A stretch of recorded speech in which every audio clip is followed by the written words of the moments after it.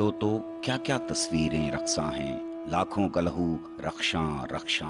अब इन पन्नों की जीनत है, मीरास की खेती का सोना जो इन नस्लों के हाथ लगा। वो उन नस्लों का तोहफा है जो छूट गईं पर जिंदा हैं। तारीख के पन्ने फिर पलटो, फिर याद करो हर कुर्बानी।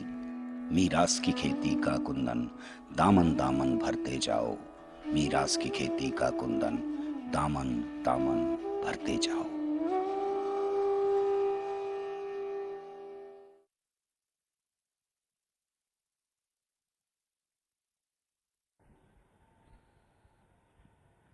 1857 की बगावत से पहले ही दुनिया की सबसे बड़ी 19वीं सदी की बगावत की ज़मीन हमवार हो चुकी थी। अगर इस बगावत की कोई एक वजह तलाश की जाए तो हरगिज़ नहीं मिलेगी, क्योंकि एक वजह थी ही नहीं।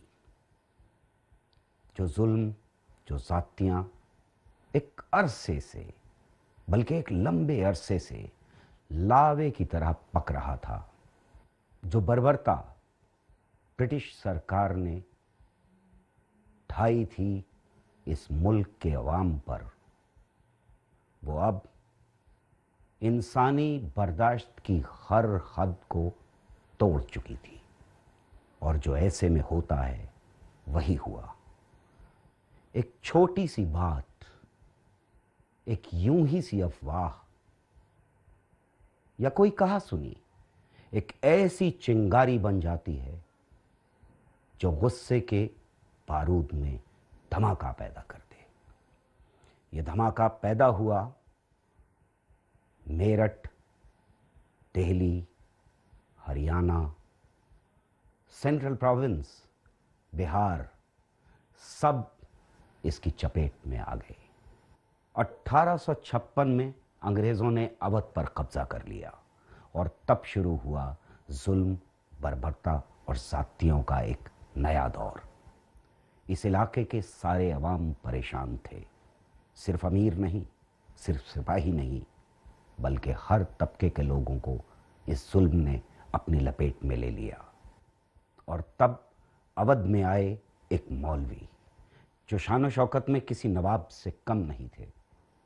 लोग सुबह शाम जोक दर जोक उनसे मिलने आने लगे। उनके साथ मुरीद थे। ये मुरीद हथियारबंद थे। इन मौलवी का नाम था मौलवी अहमदुल्ला शाह। मौलवी अहमदुल्ला शाह 19वीं सदी की दूसरी दहाई में पैदा हुए। वो चिन्नापत्तम मद्रास के नवाब मोहम्मद अली खां के बेटे थे।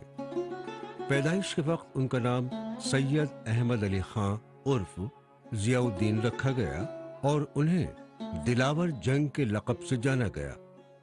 शहजादा होने की वजह से उन्हें आला दर्जे की तालीम हासिल हुई। उनके उस्ताद उनकी अक्ल, लगन और मेहनती फितरत के कायल थे।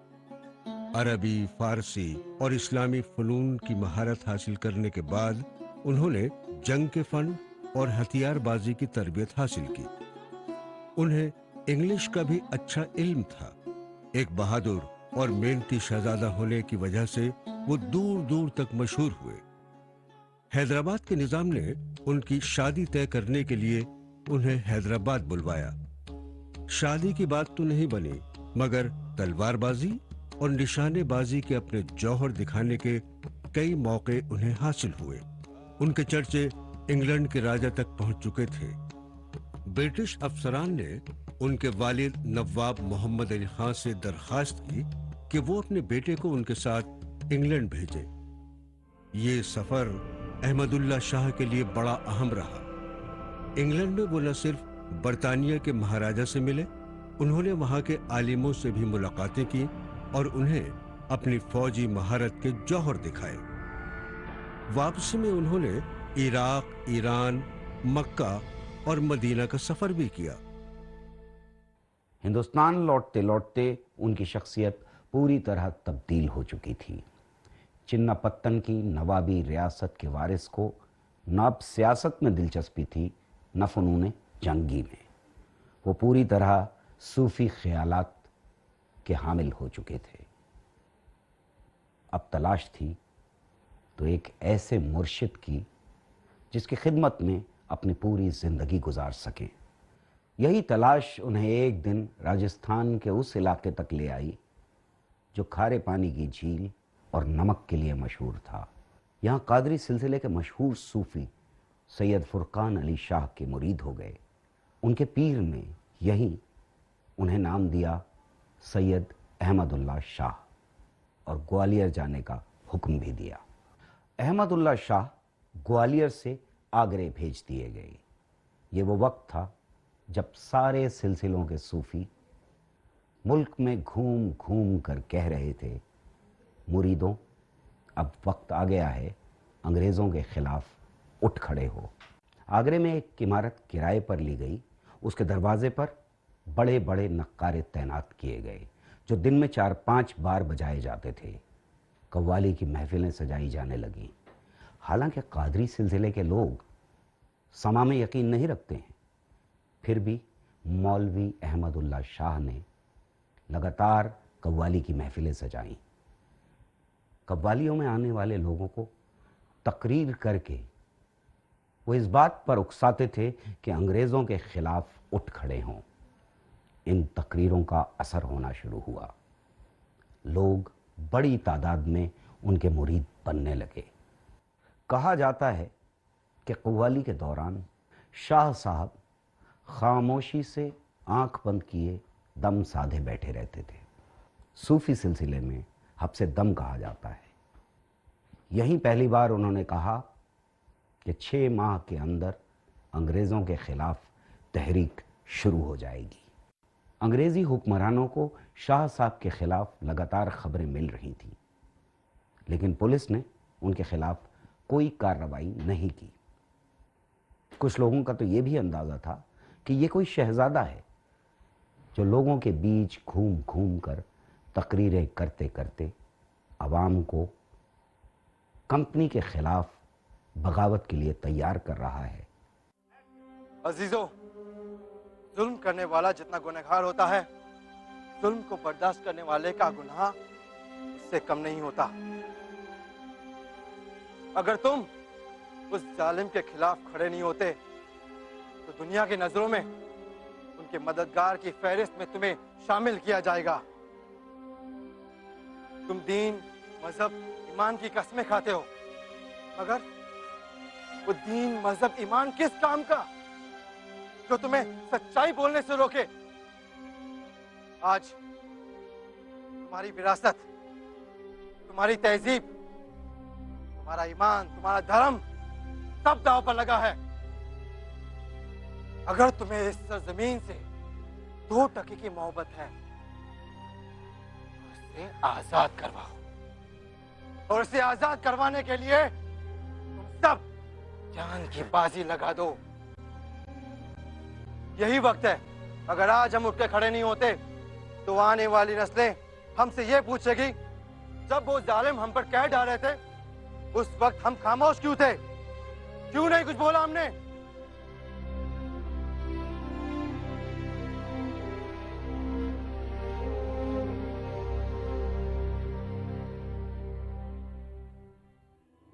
मुस्तकबिल के मंसूबे तैयार करने के लिए मौलवी साहब आगरा से वापस ग्वालियर आ गए। उनके पीर मेहराब शाह ने उनसे कहा कि पीर कादिर का हुक्म है कि तुम अवध में जिहाद के लिए निकल पड़ो। नवंबर 1856 में मौलवी साहब लखनऊ आ गए। लखनऊ में उनके खूब चर्चे हुए। तिलिस्म नाम के अखबार ने 21 नवंबर 1856 को एक खबर छापी जिसमें उनके जलवे थे, उनके चर्चे थे, और साथ ही इस बात का जिक्र भी था कि किस तरह आवाम उनके दीवाने हो रहे हैं। हर मजहब और जात के लोग मौलवी साहब के दीदार के लिए जाते और नौजवान तो उनको सुनने के बाद अंग्रेजों के खिलाफ लड़ने को तैयार होने लगते थे।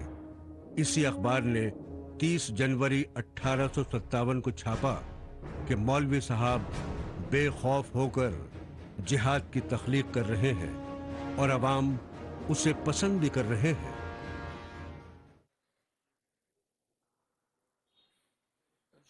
शाह साहब, वो लोग जिनको आपने जिम्मेदारियां तकसीम की थी आ गए हैं।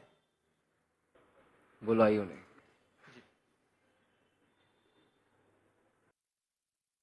आइए। सलाम साहब। सलाम सलाम, बैठिए।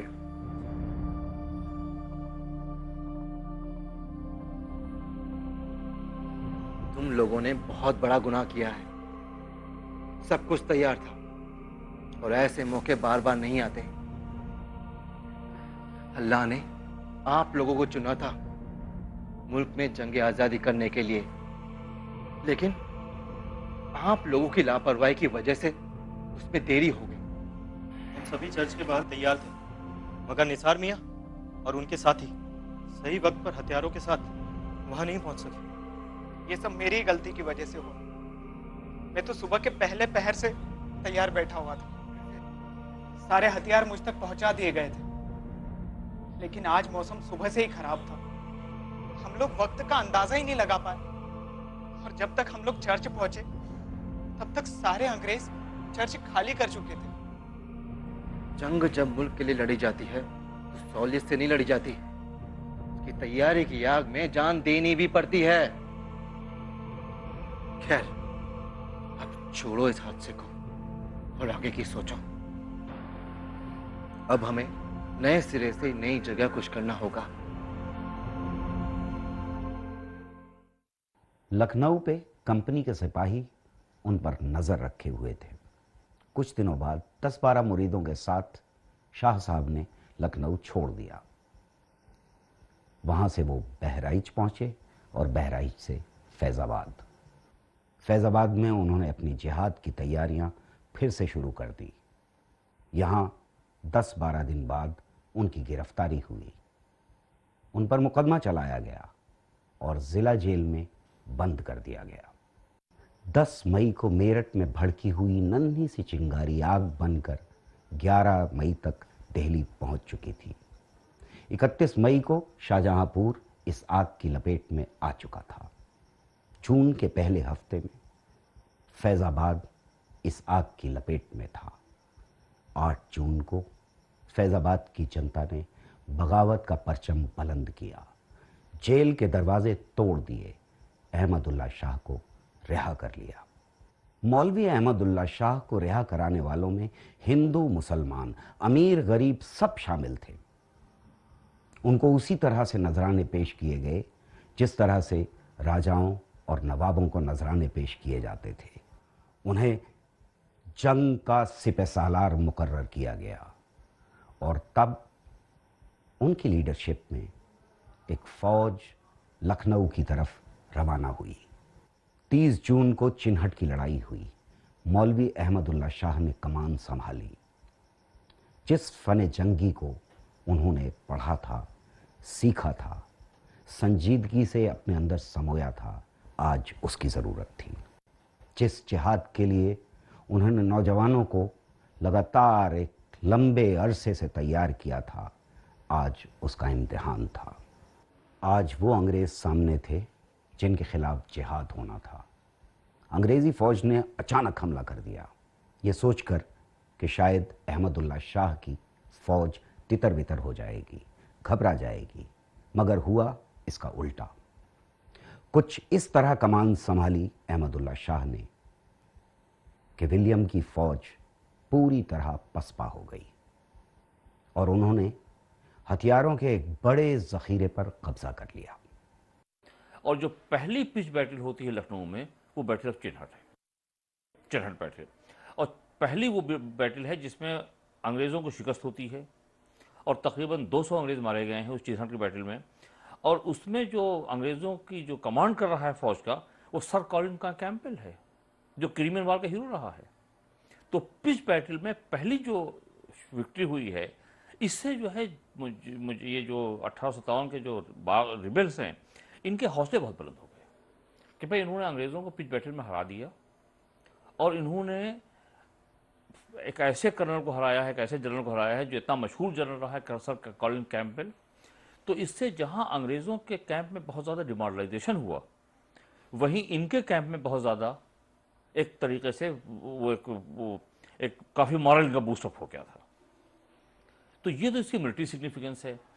जितने भी उस वक्त के अंग्रेज़ जर्नल्स हैं या मौरिख हैं, वो सब के सब तारीफ़ करते हैं मौलवी अहमदुल्ला शाह की बहादुरी की, इनकी टैक्टिकल एबिलिटीज़ की और इनकी मिलिट्री लीडरशिप की। चिन्हट की लड़ाई जीतने के बाद मौलवी अहमदुल्ला शाह इस लड़ाई को आगे बढ़ाना चाहते थे। उन्होंने कई दूसरे लीडरान से मदद मांगी, पर उनकी हिकमत अमली को कोई समझ नहीं पा रहा था।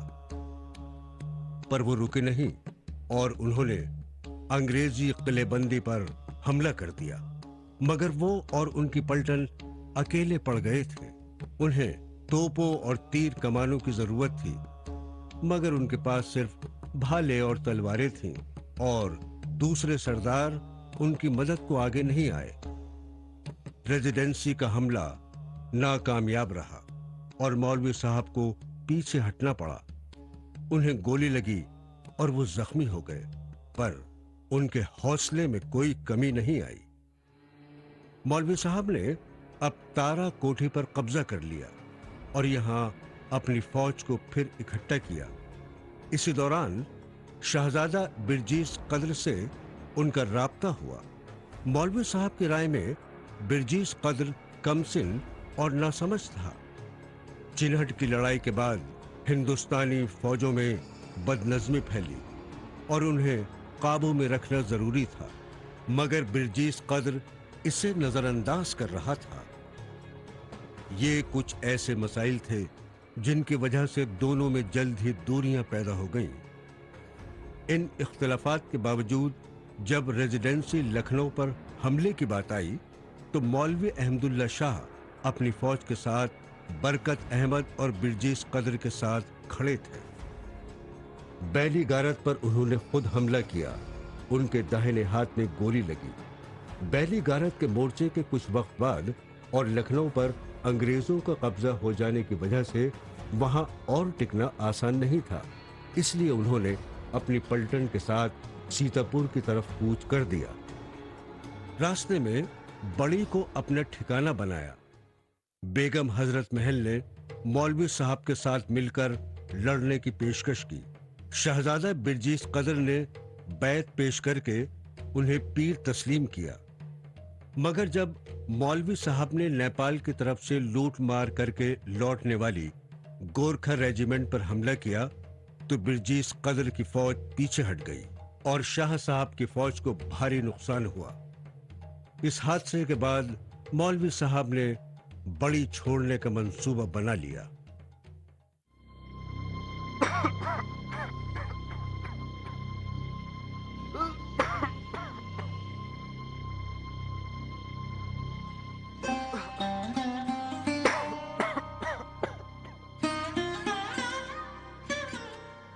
अस्सलामुअलैकुम शाह साहब। और अभी तबीयत कैसी है आपकी? लाइए मैं जांच करता हूँ।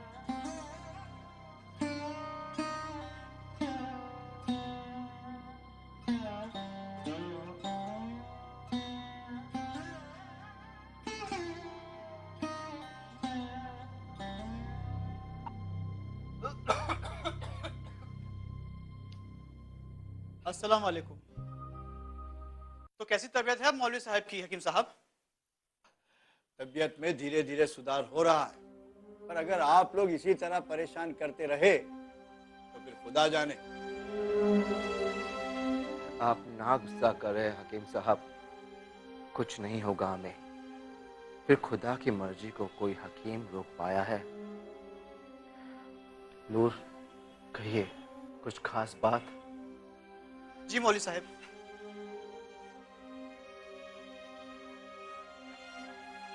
खुदा हाफिज।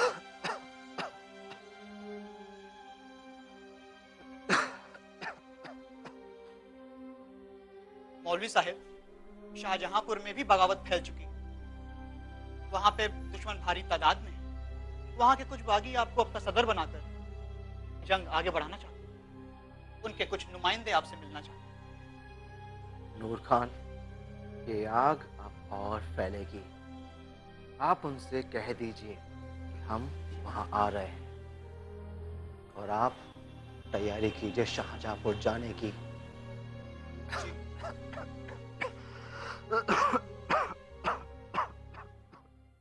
शाह साहब की सेहत अब उनका साथ नहीं दे रही थी, लेकिन हौसले उतने ही बुलंद थे क्योंकि उनका ताल्लुक सेहत से था ही नहीं।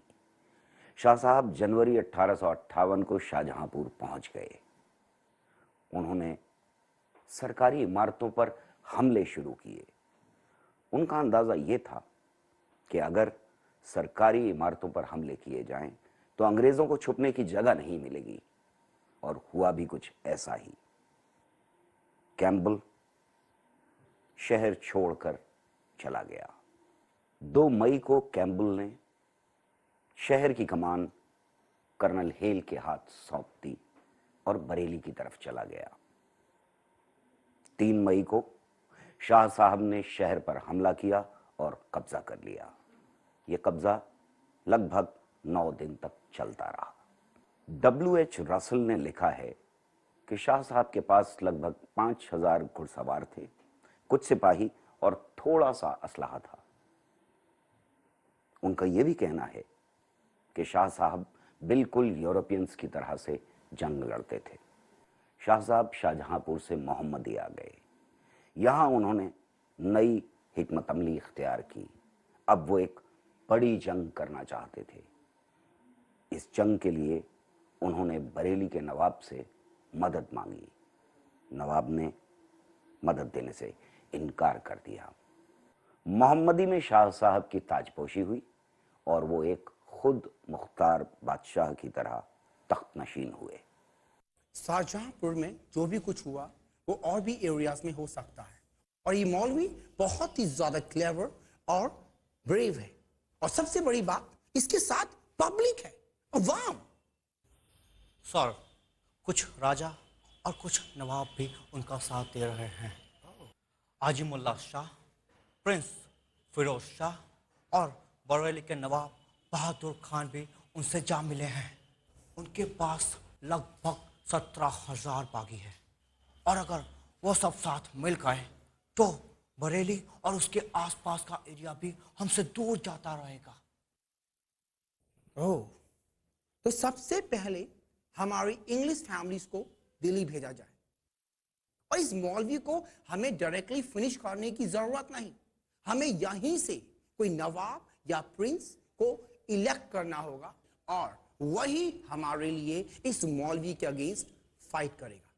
और बाकी इन बागियों को क्रश करने के लिए लखनऊ से फौज के साथ मैं ही निकलता हूं।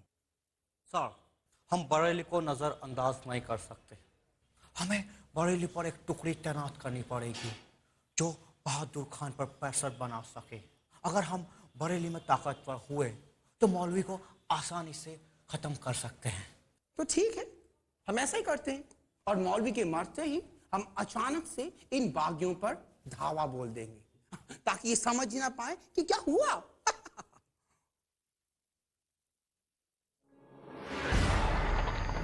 15 मार्च 1858 को मौलवी साहब ने खुद मुख्तारी का ऐलान कर दिया। उनके साथ लगभग 17,000 फौजी थे, जिनमें अंग्रेजी फौज के बागी सिपाही, हिंदू, मुस्लिम सब शामिल थे, और वो मौलवी साहब के लिए कुछ भी करने को तैयार थे। इतनी बड़ी फौज देखकर आसपास के नवाब और प्रिंस भी उनका साथ देने लगे, पर फिर भी ये सब काफी न था। उन्हें अवध की सरहदों से मिलने वाली सब रियासतों की मदद चाहिए थी, और ये हो नहीं पाया। उन्होंने रोहिलखंड में भी कुछ पहलकदमी की, मगर अब अंग्रेजी सरकार हर हाल में मौलवी साहब को दबाना चाहती थी, और अंग्रेजी फौज मोहम्मदी की तरफ बढ़ रही थी। कैम्पबेल सीधा मौलवी साहब से नहीं भिड़ा। उसने अपने किसी पिट्ठू की मदद से मौलवी साहब का खून करवा दिया। उनकी मौत आज भी एक राज है। हकीकत किसी को नहीं मालूम। हाँ, कहानियां। कुछ लोगों का मानना है कि पयावण के राजा ने मौलवी साहब का खून करवा दिया था। एक कहानी ये भी है कि एक जमींदार ने धोखे से मौलवी साहब का कत्ल कर दिया। पर मौलवी साहब का कत्ल कैसे भी हुआ, अंग्रेज अपने मंसूबों में कामयाब हो गए। बगावत कुचल दी गई। मौलवी साहब की फौज को भारी नुकसान उठाना पड़ा।